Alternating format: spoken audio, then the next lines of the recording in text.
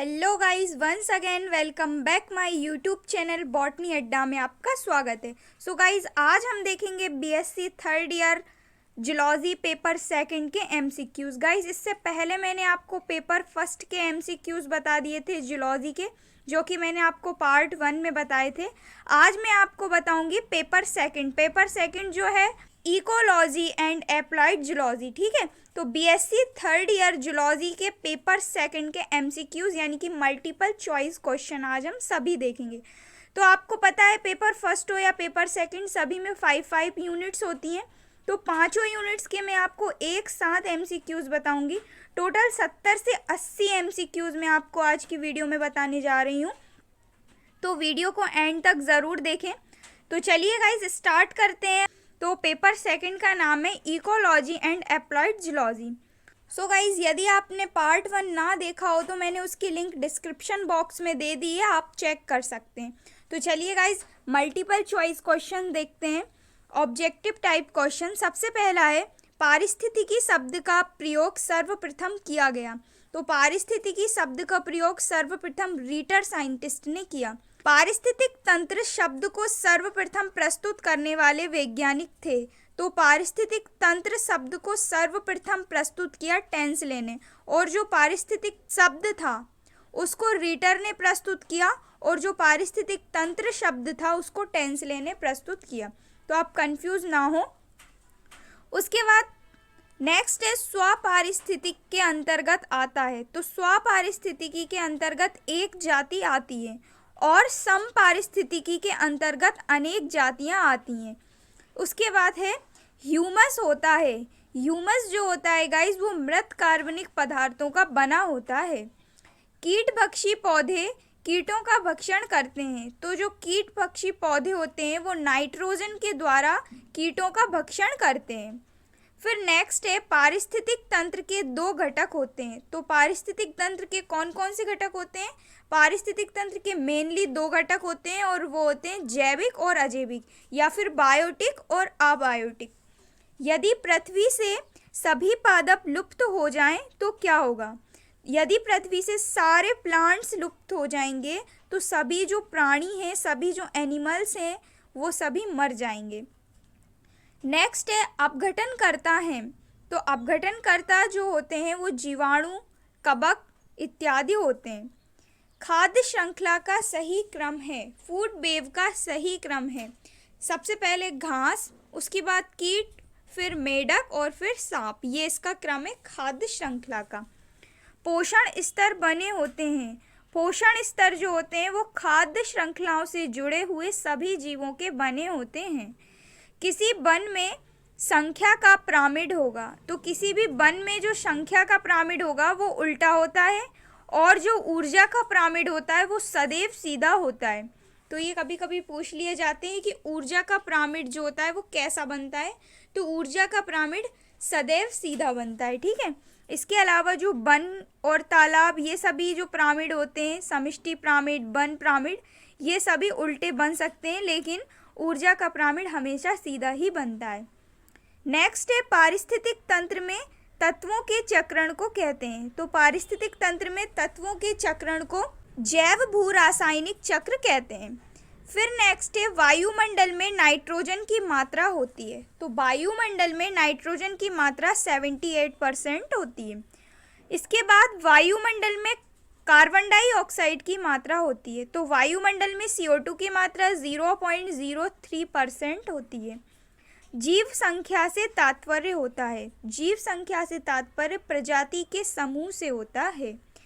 जीव संख्या घनत्व प्रभावित होता है। जन्म दर, मृत्यु दर, अप्रवासन एवं उत्प्रवासन से जीव संख्या का घनत्व प्रभावित होता है। जल की सतह पर तैरने वाले जीवों को कहते हैं। तो जो जल की सतह पर जो तैरते हुए पौधे या जीव होते हैं उनको पटलक कहते हैं, जबकि जो जल की तली पर रहने वाले जीव होते हैं उन्हें नीतलक कहते हैं। ठीक है, फिर नेक्स्ट है सर्वाधिक उर्वरकता वाला जल पाया जाता है। इसका आंसर है ज्वारनमुख में सर्वाधिक उर्वरकता वाला जल पाया जाता है। भारत में उष्णकटिबंधीय वन पाए जाते हैं। उत्तर पूर्वी पर्वतीय क्षेत्रों में उत्तर पूर्वी पर्वतीय क्षेत्रों में, अंडमान में, पश्चिमी घाट में, इन सभी में भारत के उष्णकटिबंधीय वन पाए जाते हैं। उसके बाद है झाड़ी वन पाए जाते हैं। जो झाड़ी वन होते हैं वो भूमध्य सागरीय क्षेत्र में पाए जाते हैं। सिंधु नदी है, सिंधु नदी मरुस्थलीय प्रदेश में स्थित है। नेक्स्ट है, जिन स्थानों में 100 से 200 सेंटीमीटर वर्षा होती है वहाँ पाए जाते हैं। तो ऐसे स्थान जहाँ 100 से 200 सेंटीमीटर वर्षा होती है वहाँ पर्णपाती वन पाए जाते हैं। कौन सा स्रोत अनवीनीकृत है? तो पेट्रोल जो है वो अनवीनीकृत स्रोत है। भारत में बब्बर शेर पाए जाते हैं। गुजरात के गिर वन में सबसे हैवी टाइप के जो शेर होते हैं, लॉइन होते हैं, वो पाए जाते हैं। इन्हें बब्बर शेर भी कहते हैं। तो ये गुजरात के गिर वन में पाए जाते हैं। भारत का राष्ट्रीय पशु है। तो भारत का राष्ट्रीय पशु जैसा कि आपको पता है बाघ है। हिम चीता किस अभयारण्य में पाया जाता है? स्नो लेपर्ड आपने नाम सुना होगा। तो ये दाची गाम नामक अभयारण्य में पाया जाता है। एशियाटिक सींग अब किस क्षेत्र तक सीमित रह गए हैं? तो इसका आंसर है गुजरात। किस राज्य में कान्हा नेशनल पार्क स्थित है? तो मध्य प्रदेश में जो है वो कान्हा नेशनल पार्क प्रेजेंट है। गिर सिंह परियोजना किस राज्य में स्थित है? तो इसका आंसर भी गुजरात है। भारतीय वन्य जीव मंडल की स्थापना हुई। 1952 में भारतीय वन्य जीव मंडल की स्थापना हुई। राष्ट्रीय वन्य जीव बोर्ड का अध्यक्ष होता है, जो राष्ट्रीय वन्य जीव बोर्ड होता है उसका अध्यक्ष प्रधानमंत्री होते हैं। भारत सरकार ने वन्य जीवन संरक्षण अधिनियम कब पारित किया? 1972 में। वायु प्रदूषण को रोकने के लिए इंडिकेटर्स का कार्य करते हैं। लाइकेन एवं मास जो होते हैं वो वायु प्रदूषण को रोकने के लिए संकेतक का कार्य करते हैं। ओजोन छिद्र बना है, अंटार्कटिका में बना है ओजोन छिद्र। मृदा प्रदूषण का सर्वाधिक महत्वपूर्ण कारक हो सकता है। तो मृदा प्रदूषण का महत्वपूर्ण कारक है प्लास्टिक। नेक्स्ट है, किसके द्वारा वायु प्रदूषण नहीं होता है? H2 हाइड्रोजन के द्वारा वायु प्रदूषण नहीं होता है। अम्ल वर्षा के संकेतक का कार्य करते हैं। लाइकेन जो है वो अम्ल वर्षा के संकेतक का कार्य करते हैं। ध्वनि की तीव्रता मापी जाती है। ध्वनि की तीव्रता डेसिबल के द्वारा मापी जाती है। शोर प्रदूषण कितनी डेसिबल ध्वनि से होता है? 80 से 90 डेसिबल पर ध्वनि प्रदूषण सर्वाधिक होता है। पेन जो है वो एक वायु प्रदूषक है। जनगणना 2011 के अनुसार भारत की कुल जनसंख्या है। तो जनगणना 2011 के अनुसार भारत की कुल जनगणना 121 करोड़ है। जनसंख्या दृष्टि से भारत का विश्व में स्थान है। तो जनसंख्या की दृष्टि से यदि देखा जाए तो भारत का दूसरा स्थान है। जनसंख्या की दृष्टि से निम्नलिखित में से किस नगर का प्रथम स्थान है? तो इसका आंसर है मुंबई। स्कैम्पी कहते हैं माइक्रोब्रैंकियम रोज़ेनबर्गी को। झींगे में लार्वा कितने मोल्टिंग करता है? तो झींगे में जो लार्वा होता है वो 11 या फिर 11 मोल्टिंग करता है। महाझींगा कहते हैं, महाझींगा माइक्रोब्रैंकियम रोज़ेनबर्गी को कहते हैं। ब्लैक स्पॉट बीमारी के कारक होते हैं। ब्लैक स्पॉट बीमारी के कारक जीवाणु और कवक होते हैं मेनली। नेक्स्ट है, किस देश में मोती संवर्धन की उत्पत्ति हुई? तो चीन जो देश है, चीन जो कंट्री है उसमें मोती संवर्धन की उत्पत्ति हुई। सबसे अच्छा मोती है लिंगा मोती जो है वो सबसे अच्छा मोती होता है। नेक्रे स्त्रावित करने वाली कोशिकाएं पाई जाती हैं। मेंटल की बाहरी सतह पर नेक्रे स्त्रावित करने वाली कोशिकाएं पाई जाती हैं। सर्वाधिक प्रसिद्ध रानी मोती है। स्वच्छ जलीय मोती जो होती है वो सर्वाधिक प्रसिद्ध रानी मोती होती है। नेक्स्ट है, टेडपोल लार्वा होता है। टेडपोल लार्वा जो होता है गाइस याद रखिएगा आप, शाकाहारी लार्वा टेडपोल होता है। टेडपोल लार्वा मुख्यतः श्वसन करता है। टेडपोड लार्वा क्लोम के द्वारा श्वसन करता है। किस मछली को सामान्यतः कॉमन कार्प के नाम से जाना जाता है? तो सिप्रिनस स्कॉर्पियो जो मछली है कॉमन कार्प के नाम से भी जाना जाता है, और जो सिप्रिनस कार्पियो मछली है वो विदेशी मछली भी होती है। तो यदि क्वेश्चन आता है कि कौन सी मछली विदेशी होती है, तो सिप्रिनस कार्पियो जो मछली होती है वो विदेशी मछली होती है।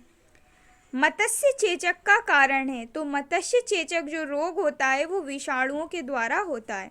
मछलियों के परिवहन हेतु आदर्श ताप होता है 21 से 25 डिग्री सेल्सियस। नेक्स्ट है बुलबुलों का घोंसला बनाने वाली मछली है। किसिंग गोरामी जो मछली है वो बुलबुलों के द्वारा घोंसला बनाती है। हैचलिंग्स को आहार के रूप में दिया जाता है, तो हैचलिंग्स जो है उसे आहार के रूप में पैरामीशियम दिया जाता है। विश्व में रेशम का सर्वाधिक उत्पादन होता है, तो जापान कंट्री जो है उसमें सबसे ज़्यादा रेशम का पैदावार होता है। नेक्स्ट है रेशम धागा निम्न प्रोटीन का बना होता है, तो रेशम जो धागा है उसमें फाइब्रोइन प्रोटीन पाया जाता है। सबसे बड़ा रेशम कीट है एटेकस एटलस जो है वो सबसे बड़ा रेशम कीट है। नेक्स्ट है भारतीय रेशम बोर्ड की स्थापना हुई, तो भारतीय रेशम बोर्ड की स्थापना 1949 में हुई।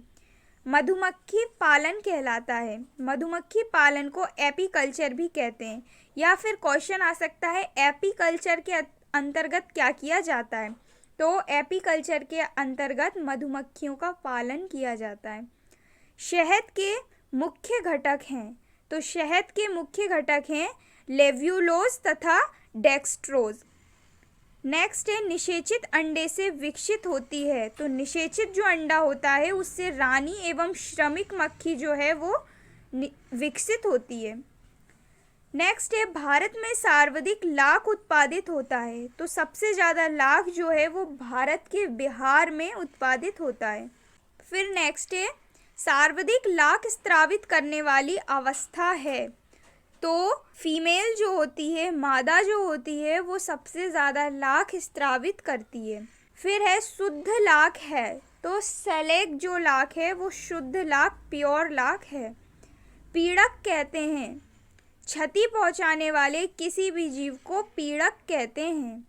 डेकस कुकुरबिटे का सामान्य नाम है, डेकस कुकुरबिटे जो एक मक्खी होती है जो कि फल की मक्खी होती है। सीटोफिलस ओराइजे का सामान्य नाम है, तो सीटोफिलस ओराइजे का सामान्य नाम सुरसुरी है। मच्छरों के जैविक नियंत्रण में सहायक मछली है, गम्बूशिया जो है वो मच्छरों के जैविक नियंत्रण में सहायक मछली होती है।